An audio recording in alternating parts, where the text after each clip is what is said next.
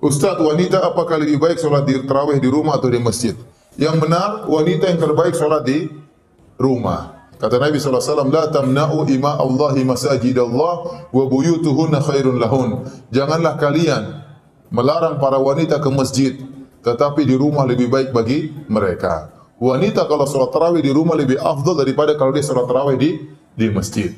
Seluruh keutamaan yang diperoleh laki-laki kalau ke masjid, diperoleh juga oleh wanita tatkala di rumah. Contoh, lelaki kalau ingin dapat pahala 27 kali lipat, 27 derajat, dia harus ke masjid. Itu laki-laki.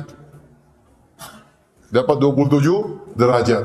Tapi kalau wanita, dia ke masjid, dia juga dapat 27 derajat. Ternyata di rumah lebih baik. Berarti kalau dia di rumah, dia juga dapat 27 derajat. Dan ini bentuk keringanan dan pemuliaan yang Allah berikan kepada para wanita. Lelaki kalau ingin 27 derajat harus ke masjid. Perempuan tidak perlu, di rumah sudah cukup. Lelaki kalau ingin salat supaya dapat pahala salat semalam suntuk, kata Nabi SAW, man shallama al-imami hatta yansarif kutiba lahu qiyamul laila. Barang siapa yang salat bersama imam sampai selesai, bagi dia pahala salat semalam suntuk. Ini laki-laki ke masjid. Perempuan di rumah dia dapat pahala semalam suntuk. Kenapa? Karena salat di rumahnya lebih baik daripada di masjidnya. Kenapa bisa demikian? Karena wanita memang dalam Islam hendaknya menjauh dari lelaki, menjauh dari pandangan para lelaki.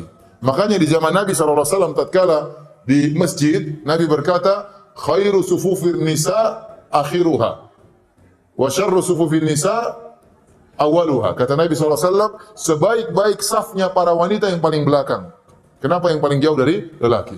Dan seburuk-buruk saf wanita dalam salat adalah yang paling depan. Ya. Kenapa? Karena wanita memang sebaiknya tidak banyak menjadi pusat pandangan para lelaki. Oleh karenanya para ulama mengatakan bisa jadi wanita ingin sholat di masjid. Karena kalau dia sholat di rumah mungkin dia malas-malasan, hafalan Qur'annya tidak ada, ya. Hafalan cuma 3 kul, ya.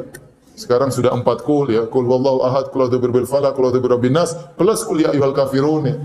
Setelah itu nggak ada lagi kul yang lain, nggak hafal, udah bosan Ustaz. Saya kasih saran, kalau seorang wanita tidak punya hafalan banyak, dia boleh sholat malam sambil baca Quran, nggak ada masalah. Sambil pegang mushaf, nggak ada masalah. Ini diperbolehkan oleh para ulama. Ustaz, tetap saja saya jadi malas, ngantuk aja kalau sholat di rumah. Ya udah ke masjid, nggak apa-apa. Nggak apa-apa. Meskipun di rumah lebih baik, tapi wanita dibolehkan sholat di masjid. Dengan syarat, tidak boleh berhias tatkala ke masjid.